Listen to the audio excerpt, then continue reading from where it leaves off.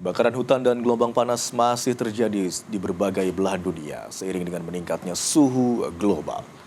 Suhu permukiman laut atau permukaan laut dunia juga tercatat sebagai yang tertinggi untuk periode tahun ini di tengah menguatnya fenomena El Nino yang diperkirakan mencapai tingkat ekstrim.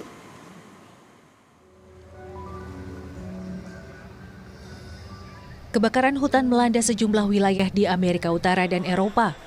Gelombang panas ekstrim juga terjadi di berbagai belahan dunia.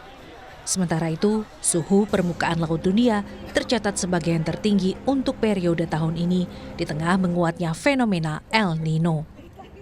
Para ilmuwan menilai, kombinasi pemanasan global akibat aktivitas manusia dan El Nino berpotensi memicu lonjakan suhu global serta mengganggu pola cuaca di berbagai kawasan. Tahun 2026 mencatat banyak rekor cuaca ekstrim.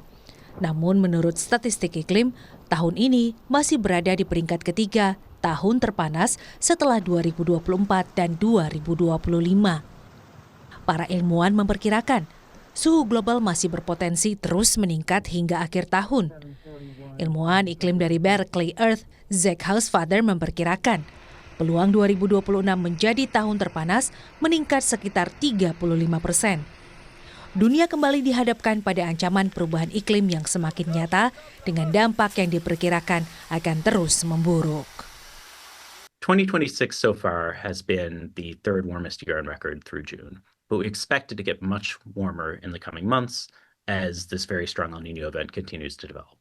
And so right now, we think that 2026 is going to end up right around 1.5 degrees above pre-industrial levels, centigrade, which would put it roughly tied with 2024 as the warmest year on record.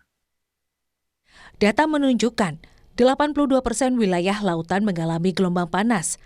Para ahli menjelaskan, karena lautan menutupi lebih dari 70% permukaan bumi, peningkatan suhu laut umumnya baru tercermin pada suhu rata-rata global sekitar 1,5 bulan kemudian.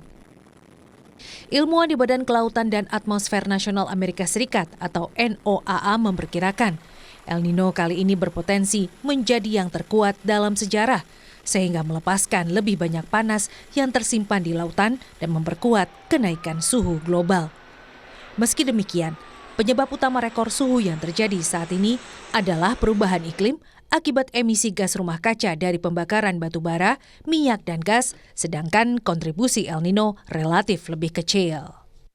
After a few years where we became a little complacent around climate change, in part because the world was on fire in different ways, the world is now on fire again with climate change in a way that's increasingly difficult to ignore. So I think we're going to start to see, climate go back on the radar of a lot of people, particularly with, 2027 set now to smash all previous records. Layanan iklim Kopernikus mencatat, Eropa mengalami rangkaian gelombang panas luar biasa sejak bulan Mei, disusul beberapa gelombang panas pada Juni dan Juli yang masih berlanjut di Perancis dan Spanyol. Selain Eropa, gelombang panas ekstrim juga melanda Amerika Utara, Amerika Selatan, dan India.